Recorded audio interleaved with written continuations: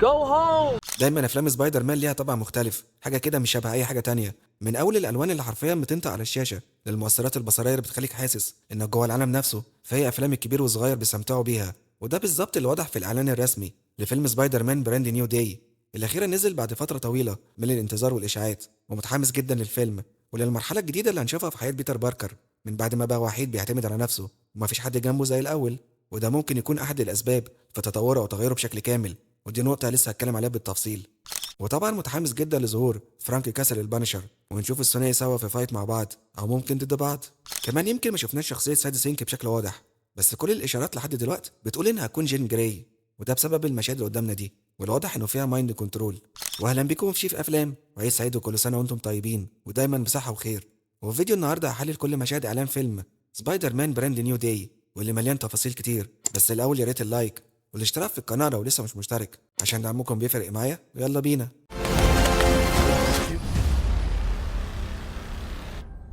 من بدايه الاعلان بنشوف بيتر قاعد متشالب في نفس الوضعيه اللي شفنا فيها مايلز موراليس من افلام سبايدر فيرس، ووراه هنا ناطحات السحاب بشكل واسع وواضح.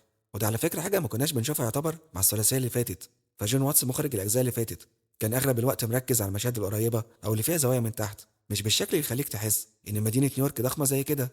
بعدين نشوف بيتر بيتفرج على فيديو لصاحبه نيد ومعاه ام جي، ونيد فرحان انهم دخلوا معهد الام اي تي، وبيتر طبعا زعلان متضايق عشان مش مشاركهم اللحظه، عشان لو ناسي او مش عارف فهم نسيوه اتمسح من ذاكرتهم بسبب تعويذه دكتور سترينج اللي خلت العالم كله ينسى ان في حد اسمه بيتر باركر، او ان بيتر هو سبايدر مان اصلا. واحداث الفيلم بعد ما عدى 4 سنين على نهايه نو واي هوم. بعدين المشهد بينتهي وبيتر بينط في الهواء الطلق، وبنشوف نظره على عينه من جوه الماسك، نظره بنشوف فيها الوحده والحزن اللي بقى عايش فيه دلوقتي، وحتى بنسمع صوته كده وهو بيتنفس. بعدين بنشوف بيتر ماسك رساله وبيقراها، بيقول فيها انه اسمه بيتر باركر واننا عارفين بعض، وبسبب ظروف ما كان لازم كل اللي يعرفه ينساه. ودي الرساله كان كتبها لام جي في نهايه نو واي هوم، وكان المفروض رايح الكافيه يديها، بس عشان بيحبها وخوفه عليها قرر يرجع في كلامه ويسيبها تعيش حياتها. وواضح انه لسه محتفظ بالرساله وكتير بيقراها لنفسه على امل انه يرجع يتكلم معاها تاني. بعدين بنشوف واحد في الكافيه اللي كانوا بيتقابلوا فيه، وبيشوف صاحبه نيد داخل اللي طبعا مش يعرفه، وهو باصص له كده ومش عارف يقول له حاجه. واللاحظ قدامه هنا بوكيه ورد، وده اللي هنشوفه قدام وهو بيديه الام جي. بعدين بنشوف بيتر باركر قاعد جنب الغساله اللي بتغسل الزي بتاعه، وعلى رجله هنا علامات لاصابه ما، يعني ده هيكون بعد فايت غالبا. وبرضه واضح من المشهد بشكل عام الواحده اللي هو فيها هو قاعد مستني الغساله تخلص ومش لاقي حاجه تانية يعملها ولا حد يقف معاه ويتكلم معاه، عشان ملوش ولا قريب ولا صديق ولا حبيب. بيفكرني بالست دي. وحدانية لا حبيب ولا قريب ولا غريب، وحدانية لا حبيب ولا قريب ولا غريب. بعدين بنشوف مشهد مهم وحرق في نفس الوقت، عشان بنشوف سبايدر مان وهو بيستلم مفتاح المدينه من واحده اسمها شيلا، ودي شفناها كمستشاره ويلسون فيسك في مسلسل دير ديفل بورن اجين. وبما انها هي اللي بتسلمه مفتاح المدينه، يعني هي كده بقت العمده، يعني كينج بين ما بقاش العمده خلاص، ممكن يكون اتقبض عليه او هربان. يعني كده اتاكدنا ان احداث فيلم سبايدر مان هتكون بعد نهايه مسلسل دير ديفل الموسم الثاني واللي نزل في الايام الجايه دي.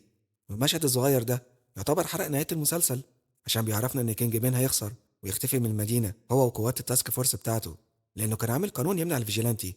وواضح ان شيلا هترجع الثقه مع السوبر هيروز والفيجيلانتي، وطبعا هيبقى السبب في كل ده هو دير ديفل اللي محدش عارف هيظهر في الفيلم ولا ايه. كمان دي مش اول مره نشوف سبايدر مان وهو بيستلم مفتاح المدينه، عشان شفنا ده قبل كده في نسخ توبي واندرو. كمان بنلاحظ لما ام جي ونيد قاعدين يتفرجوا على سبايدر مان وياخد المفتاح ان ام جي شكلها حزين وحاسه في حاجه غلط. وفي مشهد تاني سريع بنشوفها على السطح واقفه معاه، والسبب في كده ان ممكن عقلها حاليا مشوش لان هي نسيت انه بيتر. بس السؤال هي فاكره ايه عن سبايدر مان، لانه كسبايدر مان انقذها كتير، والمفروض التعويذه نست العالم هو مين بيتر باركر، لكن سبايدر مان معروف عادي وهي اتعاملت معاه كتير، فمش عارف بقى لو حاسه انه كان في حب بينهم ولا ايه. عشان كده حاسس ان اكتر حد ممكن تكون متلخبطه، لان كسبايدر مان انقذها في اكتر من مره وكان في بينهم احداث كتير سوا بعيد عن انه بيتر باركر. كمان ملاحظ انها موجوده في الاعلان كتير، مع ان وقت التصوير كان يقال ان مشاهدها هتكون قليله، فمش عارف هي طالعه في الشويتين دول بس ولا دور هيكون اكبر زي قبل كده. بعدين بنشوف بيتر باركر وهو ماسك مفتاح المدينه وحده في اوضته. بعدين بنشوفه في مشهد ايقوني وهو بينط من على السطح. بعدين بنشوفه بيطارد الدبابه بتجري في الشوارع وبتضرب عليه لحد ما يقع. وبعدين بنشوفه واقف في الشارع وفي صور لحد متعلقه باسم سانت رايدر. لما دورت وراه ما لقيتش غير انه ممكن يكون اشاره لواحد اسمه ريتشارد رايدر اللي بقى معروف بعد كده بنوفا، البطل الكوني في عالم مارفل، وكان دايما في كلام مننا نشوفه، فممكن ده يكون تلميح ليه. بعدين بنشوف عربيه فان بتخبطه، واللي سايقها واحد من اكتر الشخصيات اللي بحبها في عالم مارفل وهو فرانك كاسل البانشر. فاخيرا بنشوف الاتنين مع بعض، وبيتر يزعله يقول له انت بتعمل ايه، انت بتخبطني بالعربيه. والبانشر يقول له وسع من قدامي، بعدين يضربه يطيره، وسبايدر مان يرجع له ويوقعه من العربيه، ونشوف البانشر وهو لسه يشتم، بس سبايدر مان يسكته بالخيوط بتاعته. ومتحمس جدا اشوف اللي هيحصل بينهم طوال احداث الفيلم، لان البانشر ما عندوش رحمه ودايما بيقتل، لكن سبايدر مان مش بيحب كده. بعدين بنشوف بيتر باركر في حفله منزليه في بيت ام جي، وهو يبص عليها متحسر، بالذات لما يشوفها واقفه مع واحد. فبنلاحظ ان الواد بتاعنا قلبه مكسور ومش عارف يتكلم. بعدين بنشوف اهم مشاهد الاعلان، عشان كل حاجه بتتغير من هنا. فبنشوف بيتر بيقول لنفسه ايه اللي بيحصل لي، بعدين يقع على الارض. بعدين لما بيفوق بنشوفه يخرج من شرنقه كلها خيوط اكنه بيتولد من جديد. وهنا لما كان هيقع واضح انه طلع منه خيوط بشكل طبيعي من غير الويب شوتر، يعني نسخه توم هالاند بقت زي توبي ماجواير كده، بيطلع الخيوط بشكل طبيعي. وده تطور حصل له قبل كده في الكوميك. وفي تطور تاني حصل له لما بقى عنده 6 ايد، بسبب انه كان مش عايز يبقى سبايدر مان، وخد حاجه على اساس تضيع له قوته، بس قلبت معاه بالعكس. وعامه اتمنى ما يروحوش للحته دي عشان هيبقى شكله مش حلو خالص. كمان ممكن يكون السبب في تطور قوته العنكبوتيه الواحده اللي هو فيها، سبب ان مفيش حد مديله اهتمام انه بيتر باركر، ولا ليه صحاب او اي حاجه. هو بقى تركيزه كله في السنين اللي فاتت على انه سبايدر مان وبس، عشان كده ممكن حصل التطور ده. بعدين بنشوف مشهد مهم تاني لبيتر وهو في الجامعه عشان يقابل بروس بانر هالك. لو مستغرب هو ليه بانر مش بروفيسور هالك زي ما شفناه في اند جيم، هقول لك عشان هو لابس جهاز في ايده اللي هو هنا ده، اللي بيخلي بقى ايد بروس على طول. وده حاجه شفناها في نهايه شانج تشي ومسلسل شي هالك. والسؤال بقى ايه اللي هيحصل لو حاجه حصلت للجهاز ده واتدمر مثلا، عشان احساسي هالك هيبقى متضايق جدا على حبسته في السنين اللي فاتت دي. وبنلاحظ ان بروس بانر بيدرس حاجه ليها علاقه بالكوانتوم، وده حاجه ليها علاقه بالمالتيفيرس والسفر في الزمن. وبيتر لابس هودي مكتوب عليه ESU، وده اختصار لجامعه امباير ستيت اللي دخلها بيتر في الكوميك.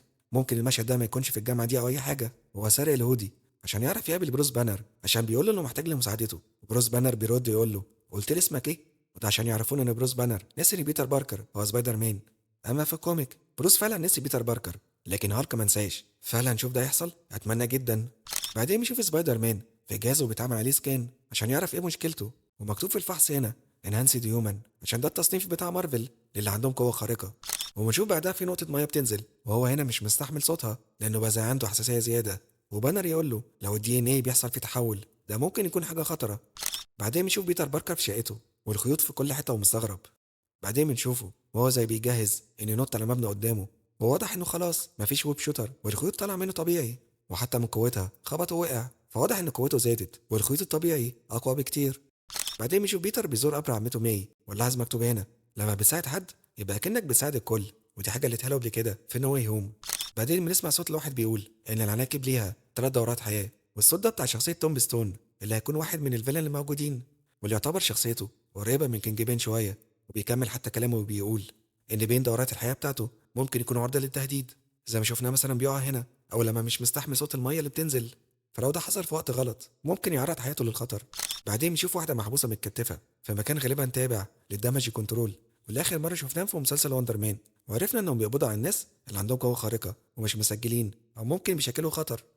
ومن هيئتها واضح انها سادي سينج، ومن اللبس بتاعها اللي لونه اخضر غالبا هتكون فعلا جين جراي لانها مشهوره في الكوميك بالاخضر. ومتحمس جدا اشوف هي هنا جين جراي من عالم الاكسمين ولا نسخه جديده خاصه بعالم مارفل نفسه، لاننا كنا عرفنا ان في متحولين عادي بقى يظهروا في كون مارفل زي كمال خان مس مارفل وغالبا وندر مان. بعدين بنشوف انفجار شكل حد يهرب من المكان ده عشان بيسيف فتحنا. بعدين بنشوف الدبابه بعد ما وقعت وسبايدر مان يفتح الباب بتاعها وبيلاقي 6 اعداء جوه. بنلاحظ انها بصت ليه كده، وبعدين بصت لحد من الجنود ونقلت وعيها ليه وابتسمت ليه تاني هنا. بعدين راحت لحد تاني فوق، فزي ما هو واضح من قدامنا في حوار خاص بالمايند كنترول هنا. ودي احتمالات تقول لنا ان دي جين جراي ممكن تكون شريره في الاول، بعدين ده يتغير عن النهايه. بعدين بنشوف الممثل تيلمان اللي انا حبيته عارفه من مسلسل سيفرنس، ويقال ان هو هنا مدير الدمج كنترول وقاعد مع سبايدر مان يكلمه في العدو اللي مش عارف يشوفه عشان يوقفه. بعدين بنشوف شخصيه سادي سينك في شقه سبايدر مان، بس بتعمل ايه هنا مش واضح. والسؤال هل هيكون ليها دخل او سبب ما في ان قوته تزيد او يحصل التحول اللي حصل له ده مش واضح. بعدين بنشوف عودة الممثل مايكل ماندو في دور سكوربيون، واللي كان تم التمهيد ليه في هوم كامينج، وكان مفترض عايز ينتقم من سبايدر مان عشان هو السبب في انه يدخل السجن، بس هو هنا بيقول له ابعد عن طريقي، فده معناه انه مش بينتقم وانه في حاجة ما بيعملها وعايز سبايدر مان يبعد عنه. وغالبا هنشوف اغلب الفيلن شغالين مع توم ستون. بعدين بنشوف البانشر وهو يقول لسبايدر انت بتخسر، فغالبا سبايدر مان في فايت وبيتضرب وبانشر يغلس عليه لحد ما يتدخل في الاخر. بعدين بنشوف مشهد تاني سبايدر مان وهو هيحاول يوقف الدبابه وبيخبط في اتوبيس، وفي واحده قاعده مش مهتمه ولا حاسه باللي حصل قوي، وده حاجه كده زي اشاره لما كان ستان لي بيظهر في كاميو في افلام سبايدر مان. بعدين بنشوف سبايدر مان طاير في الهواء وشايل واحد معاه بنفس غلاف كوميك اميزنج فانتسي. بعدين بنشوف مشهد تاني بنفس شكل من غلاف كوميك اميزنج سبايدر مان، وتحته هنا شخصيه بومرينج. وبعده في فايت مع واحد معروف باسم ترانتولا، ودول فيلن مش مهمين وغالبا هيكون دورهم صغير في بدايه الفيلم. بس الغريب في المشهد ده ان ضابط الشرطه تحسه بيوجه مسدسه على سبايدر مان مع انه قابض على بومرينج، فمش واضح في حد بيتحكم في عقله ولا ايه اللي بيحصل هنا. بعدين بنشوف سبايدر مان في سجن وبيواجه عصابه الهاند المعروفين من الكوميك، وشفناهم كتير قصاد دير ديفل. بس ايه اللي بيحصل هنا مش واضح، بس واضح ان سبايدر مان اتبهدل ضرب وفي دم من ناحيه عينه وكمان من غير الماسك بتاعه، ففي حاجات كتير حصلت. كمان بنلاحظ ان عينه بتسود، وفي ناس ممكن تتوقع ان ده بسبب السيمبيوت فينوم واللي المفروض في جزء منه في عالم مارفل دلوقتي. بس ده غالبا ممكن يكون اشاره لقوه العنكبوت اللي بقت جوه بيتر، فالعناكب عينيها بالسواد ده، فممكن هو هنا لما عينه تتغير قوته تزيد اكتر. او ممكن يكون معنى ان عينه تسود ان في حد بيتحكم في عقله. وزي ما شايفين هنا بعد ما كان قاعد متكتف وواحد نازل عليه بالسيف بيفك نفسه وبيكسر السيف بخيوطه، فده يقول لنا انه بقى اقوى من الاول بكتير. بعدين بنشوف مشهد ختامي رهيب، فبتوع عصابه الهاند وسبايدر مان طايرين في الهواء قصاد بعض، ومتحمس جدا لمشاهد الاكشن في الفيلم ده عشان فريق جاكي شان نفسه كان هو المسؤول عن مشاهد الفايت والاكشن.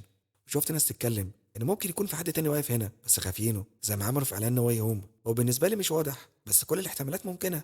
وعامه اتمنى يكون دير ديفل موجود عشان هتبقى غريبه ان عصابه الهاند موجوده ودير ديفل اكتر حد حاربهم مش معاه. وفي الاخر الاعلان ينتهي في شقه ام جي وهي تتكلم مع بيتر اللي حضر الحفله كده بمناسبه انهم جيران، وبيديلها الورد اللي كنا شفناه معاه في الكافيه، ولاحظ برضه انها لسه لابسه السلسله اللي كان جابها لها ولسه زي ما هي فيها كسره من احداث نو واي هوم. كمان بنلاحظ في الخلفيه هنا صور لسبايدر مان، يعني زي ما قلت هي ممكن تكون فاكره شويه مواقف بينهم كسبايدر مان. وفي الاخر متفائل جدا بالفيلم ومستنيه، واتمنى في الاعلان التاني نشوف ساتي سينك اكتر. وبس كده دي هتكون نهايه شرح وتحليلي لكل حاجه خاصه باعلان فيلم سبايدر مان براند نيو داي او يوم جديد في حياه سبايدر مان، وهستنى اعرف رايكم في التعليقات. وفي الاخر يا ريت ما حدش ينسى اللايك والاشتراك في القناه لو لسه مش مشترك، وتفعلوا جرس التنبيهات وفولو صفحات شيف افلام على تيك توك وانستجرام علشان يوصلكم كل جديد. سلام. Rebirth.